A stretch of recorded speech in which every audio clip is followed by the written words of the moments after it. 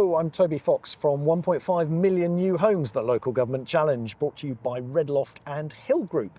Now, the government wants to get 1.5 million new homes built, and the key delivery partner for that national ambition is local government, either as the planning authority or as a joint venture partner or in directly delivering new homes. So I've come to Cambridge to understand a little bit more about what works and what needs to change to enable councils to deliver more homes. And I'm here at the site of a scheme that is failing to deliver new homes currently in Cambridge with Ben Binns, who is Assistant Director for Development at Cambridge City Council. Ben, can you start by telling us where we are and what the potential of this site is? Yeah, so we're here in Abbey Ward, which is the most deprived ward in Cambridge. This is the site of East Barnwell, and you can see it's got some old buildings here, it's got an old mugger.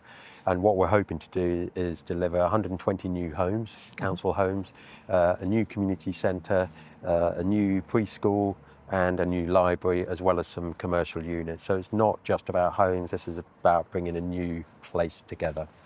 And what is it that's blocking that from happening? Well, it's quite expensive to deliver in terms of the numbers we're looking at here, and council finances are constrained. And so we are hoping to get some Homes England grant for this. One of the things that we're hoping from government is that we avoid the cliff edge of the Affordable Homes programme from 26 where it ends in 26. So this will straddle that programme. Okay. And if it rolls over into the next programme, we can get more funding, which is what we need for these homes. So when you apply for that funding, the funding sort of stops in 2026, but you won't yet have started building then. So you might have to wait until the next programme to get that money. We are going to be in between. So we think we'll be on site in January. It's been a long period to get to that point. January 2025. 2025. But we're not going to complete by March 26. So if there's some flexibility there, then we can get the homes and the funding we need for the homes and deliver that. And this is 3 phases for this site. So so long there's flexibility in the grant funding, that helps us in the council and local government to be able to deliver more homes. And you start building in 2025. When would you expect to finish? Well, for 120 homes with the library and the school, we're probably looking at a 27 completion date, 28 for the final phase. So it is quite a long build programme. And isn't there an argument that if you're waiting for additional grant funding, public money, in order to support this development and make it happen, that you should just build something cheaper? Well, you can try and build something cheaper, but you know the standards in Cambridge and the local plan are quite high anyway. As a council, we're here forever, and so we want to build houses that are going to last a long time, that are fit for purpose, and have low energy bills, and that does cost a little bit more money, but it does help our tenants. So I don't think it's as simple as saying build cheaper. Cambridge is expensive. It's got London-style house prices, construction costs as well, and sometimes outside London, not a lot of people know that. So I don't think we're asking for anything more than what we would expect for a typical London borough. And why is it that you need to build yourselves as a council? Why can't you just put this out to market and let the private sector deal with it? We can, and there'll be no doubt plenty of suitors that would want to do that. The risk is, if we just sell the land, is that we won't get as many council houses as we would like. So this will be 100%, this site will be 100% council housing, so no developer would do that. It is possible we could just go out to direct delivery, but the risk of doing that in terms of to the council financial risk is quite high. So although you'll get more rental values, which is good from a council finance point of view, as we know, prices have been quite turbulent in the last 5 years. So that's quite a big capital risk there for the council. So doing it in partnership and doing it over a portfolio of sites tries to reduce the risk overall. And you talk about 100% council housing on this site. I'm more used to hearing about 50% on other sites in Cambridge, but even 35% as a sort of general rule for affordable housing. Why do you need 100% affordable housing? Well, it goes back to the waiting list. There's 3,000 people on a waiting list. Cambridge is a city of extremes, lots of wealth, lots of poverty, and all these new tech companies need workers who need homes. And so On this site, we're doing a mixture of tenures of 60% rents and also 80% rents, which will attract key workers, for example. Across the road at Eakin Road, we've got a mixed tenure development, so there'll be market homes and there'll also be council homes there. But overall, it's about 70% council across the two sites.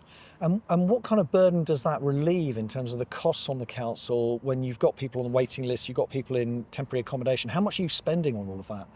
Well, it's hundreds of thousands of pounds, approaching millions in terms of the cost, in terms of the waiting lists and having to provide a temporary accommodation. The other cost is if you don't upkeep your current council homes, or they've got problems with damp, mould or condensation, or they've got structural problems because of their ageing, that creeps up the cost as well. So by building new council homes, we can then reduce the maintenance costs and have lower maintenance costs as we go forward. But if you build affordable homes, this has been put to me by a politician at another council, if you build affordable homes, aren't you just attracting more costs because the people who inhabit those affordable homes tend to, as a proportion of population, tend to exhibit more problems that need support from the public sector? So aren't you just bringing more cost into the council? Well, this is why our portfolio approach is a mixed tenure approach.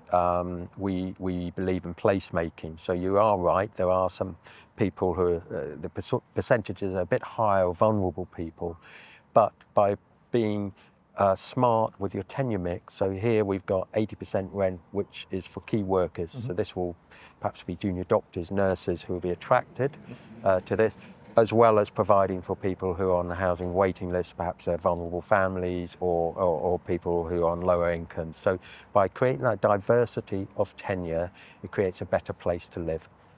And we've talked about funding, Ben, and that needing to change in order to bring this forward. What else needs to change in order to deliver those homes on this site? Yeah, so I've mentioned the sort of Homes England cliff edge and roll over to the next programme. That's really, really important. The biggest change for us in terms of funding, if we can have flexible funding from Homes England. Now, before on the devolution grant, which was 70 million to deliver 500 homes, we could allocate that grant to whichever site we wished. So if there was a site that had more costs in relation to brownfield or below ground issues, we could allocate more grant to that. At the moment, it's very tight and we want that loosened. We will deliver the homes, but we want the flexibility of the grant funding in order to do that. That's quite interesting. But does that come down, do you think, to a certain extent, to trust between Homes England and yourselves, between government and local authorities?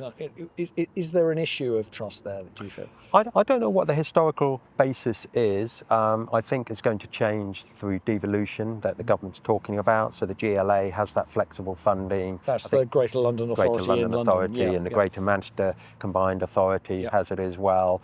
We originally had it under the original devolution deal. If we can have something like that replicated, and yes, there is trust, but we've got the track record, so we think we've earned the trust in order to deliver.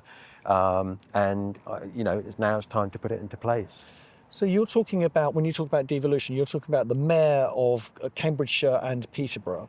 Yeah, so we have a combined authority, so that's Cambridge, South Cambs and Fenland and so on, with a mayor. At the moment, they don't have Homes England devolved to them, which some local authorities or combined authorities or mayoral authorities have. We don't mind how it is devolved, whether we get it direct, which would be fantastic, or via the combined authority, but so long we've got the flexibility. You're competing with Fenland and Peterborough, you mentioned. Like, how are you going to, and I've heard the mayor talk about how important Peterborough is and areas outside Cambridge, it's Cambridgeshire. So how do you compete for that investment? Well, I don't like to use the word competing. This is about collaboration, and Cambridge is a major city in the combined authority that is a net contributor to the exchequer. So I think everyone in the combined authority recognises that. Equally, we recognise Peterborough being another major centre in the combined authority. If we work together, not only can we deliver 2,000 homes in Cambridge, we could perhaps deliver 4,000 homes throughout the combined authority. And that's the might that we can put forward back to Homes England. And remember, this is outside the Cambridge Development Corporation as well, which is talking tens of thousands of homes, Yeah. over a long period of time. So I think it's about collaboration. It's not about competition, and it's about trust within the combined authority, but also with Homes England. What is it you've got to do to convince government that you deserve to have that money and you can be trusted to spend it well? Well, I think look at our track record. So we delivered 500 council homes a year early in terms of start on site with the first 70 million. We are delivering numerous homes in our portfolio, 1,000 homes. We're just about to hand over this autumn, and 650 of those have been council homes. And that's in addition to the devolution deal. We've got other funding from Homes England. So I think we've got a great track record there with our partnership. We've got an established portfolio of pipeline of sites of another 2,000 homes. We're ready to go. We've got a partner. We've got the track record. So I think, we've earned the trust. Is there anything else that needs to change in order to bring new homes to this site? Well, I would like to see that if we're above policy, remember Cambridge local plan is already above building regs. So if we're doing more on affordable housing and we're doing more on sustainability as just two key examples, then I would like to see fast track planning and getting to the front of the queue. Now, not only would that also help us, but it might raise the standard of other developers who also want to be fast track. Can you unpack that for us a little bit? Yeah. So what is fast track planning? Is that you as a planning authority? Well, we are separate from the planning authority as developers, but if we are delivering schemes and we have delivered schemes that are above policy, there should be an element of trust in relation to that. And if we can demonstrate, we will continue to be above 40% affordable homes, so it might be 50%, and we continue to demonstrate we're above the building regs or policy for sustainability, then I would argue we should be at the front of the queue in terms of getting planning approval in terms of that. Now that does mean the planning authority also needs more staff. They need more funding from the government, and that's absolutely important as well. But we should be rewarding developers that are above policy, that will drive up standards and delivery. Viewers might be confused, though, that you're talking as an officer of Cambridge City Council about the planning authority, which is Cambridge City Council. Correct, So can you unpack that a little bit? Yes, certainly. So KIP would be the applicant in any planning application. Cambridge Investment Partnership. Cambridge Investment Partnership would be the applicant in any planning application. And that's obviously half the council. So there is a worry that we would get an easier ride from the LPA. That's absolutely not the case. So this is like in a single organisation, you've got the planning organisation and you've got the development organisation, and a kind of Chinese wall between the two. There has to be a Chinese wall, and if anything, there has to be a whiter and white approach to this. So very transparent. We get a tough ride through planning committee. And they all want council houses, but they have to demonstrate that have we done our jobs properly. Yeah, because there'd be the fear of corruption and the council giving jobs for the boys and so on and so forth. Absolutely, and it's also a message to other developers that to develop in Cambridge, you have to achieve high standards. So we don't get an easy ride at all, and anyone can see our planning committees to see that. They're all live YouTube live streams. So we get numerous conditions like any other developer. So it is hard to develop in Cambridge, and we don't get an easy ride. And this site itself has taken a long time through planning, hasn't it? How long exactly? Well, this site in Abbey has had a vision for development for nearly 20 years. So we're delighted that we've managed to submit planning. It's taken up to a year to get through to approval. Lots of conditions attached to it. It's also about resourcing in the planning authority, and they need more resource. And so is it good news that the government is investing more money in building planning capacity? Do you think that's enough? Are you going to get your share?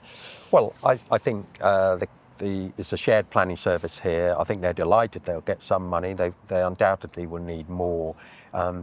Retaining and attracting good planners is really, really difficult in this climate. So I think it will undoubtedly be more requests for us for more money. Is there anything else that needs to change to bring new homes to this site? Well, I think if we're serious about mixed tenure in a place like Cambridge or perhaps some of the London boroughs, I do think they're going to have to do something such as the Help to Buy scheme to get people on the property ladder, if that's the vision that we are looking at mixed tenure sites and placemaking in terms of that. Property prices are high, people do need a step up in terms of that. So I'd like to see a bit more of that. I think on the HRA, there's talk about the rent settlement and a 5-year rent settlement, which will also help HRA finances. Okay, I'm going to use the word unpack again. I'm sorry. So HRA is Housing Revenue Account, and that's the money that comes from all of your rent for housing that goes into a separate account, and you're only allowed to use that money to maintain that housing, that stock. Very, very strict rules. But if the government caps what can be raised in terms of rent, so for a while it had to have a rent cut despite inflation. So that obviously reduces the HRA budget so that the council has less money to invest, whether it's development or maintenance. So Angela Rayner is talking about making changes to that, which would be welcome news. I'd also like to see, if they're serious about development, again in mixed tenure with partnership, is a reduced PWLB rate. I'll explain what I mean by that. That's the interest that government can borrow from national government, local government from national government. At the moment, that is determined by the Treasury. Now, if we get a discount on that, we can then use that in order to fund more developments as well. So I think I'd like to see something along those lines. Viewers, that is PWLB, that's the Public Works Loan Board. And thank you very much indeed, Ben Binns, for your contribution to 1.5 million new homes. Thank you. So that wraps it up for another episode of 1.5 million new homes, the local government challenge, brought to you by Redloft and Hill Group. We're going to be back in the next episode to talk about the local politics of housing delivery, again at Cambridge City Council. But in the meantime, thank you very much indeed for watching. And if you like what we're doing, do hit like or subscribe. See you next time.